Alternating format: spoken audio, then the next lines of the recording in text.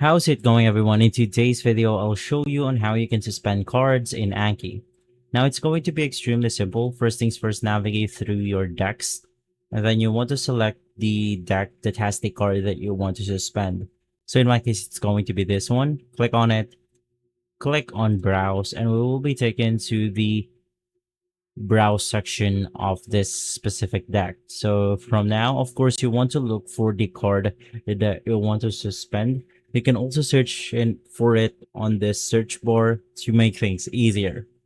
In my case, I'm going to be navigating to my first deck or my first card. Right click on it, and then you have the ability to click on the toggle suspend.